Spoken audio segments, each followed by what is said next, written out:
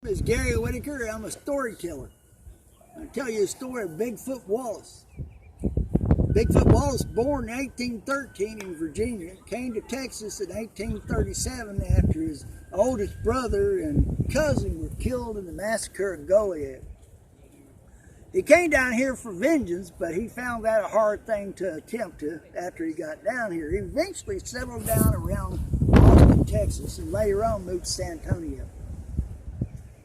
This is a true story. When he was still at Austin, he was living in a small shack.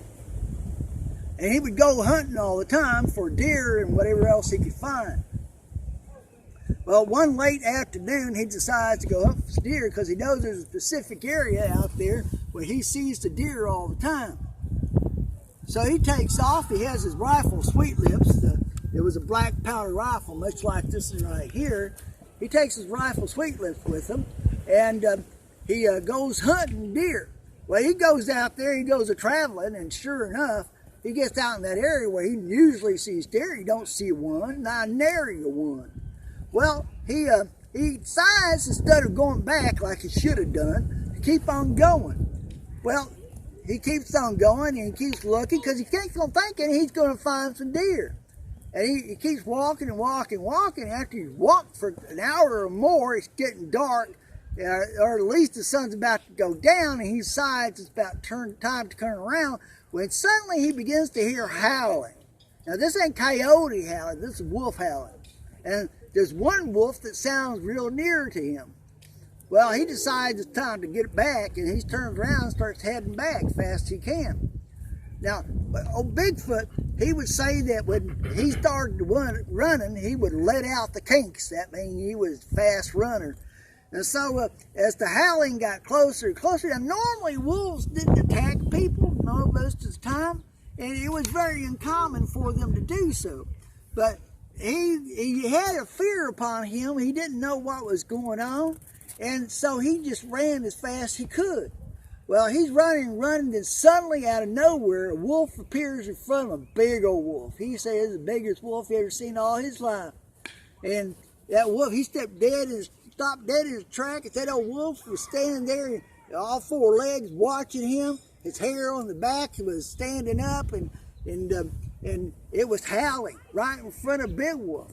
And when it would howl, more wolves in the distance would howl back. Now, he didn't know what was going on, but he knew this couldn't be good.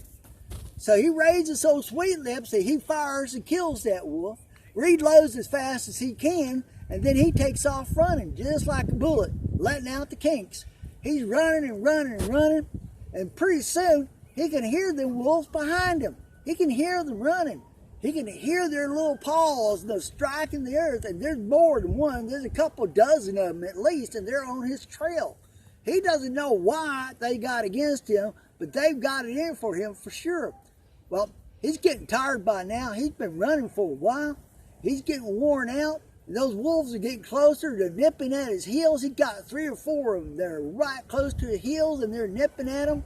And Bigfoot decides to turn and fight. So he spins around, shoots one of them. He literally puts the barrel right up against his chest and kills it. But then it takes 15 or 20 seconds to reload the black powder rifle.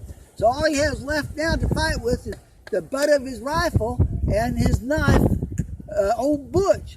So suddenly the wolves are all around him. He's got his butcher knife out. After he swung his rifle a few times, he's got a butcher knife out.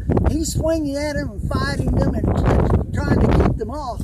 But sure enough, they keep on coming at him. So finally, he managed to kill 3 or 4 of them, and the others now are staying back. So he grabs his rifle and starts running again, and they come right after him.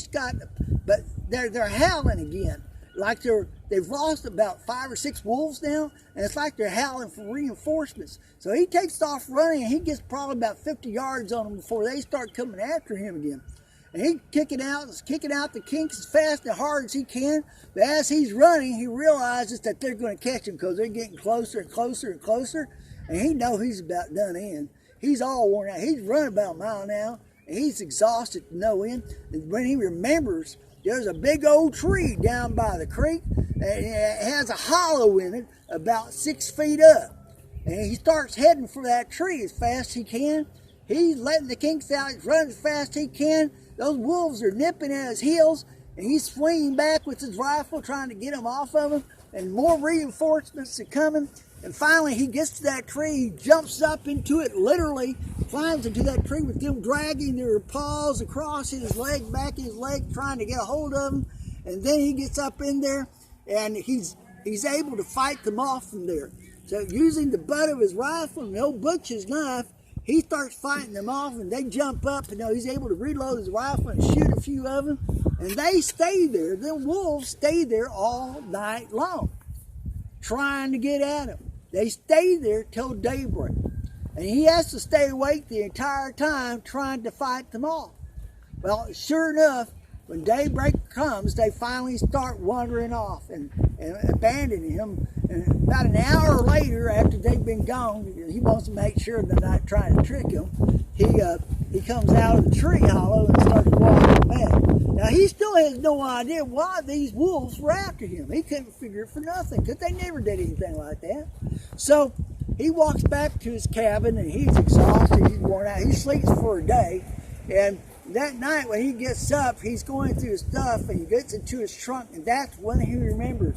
He had a spice in his trunk, of his clothes trunk, that had spilled all over. It was something like a setafeta or something like that. I can't remember the exact name, but he'd heard stories before about it being something that attracted wolves.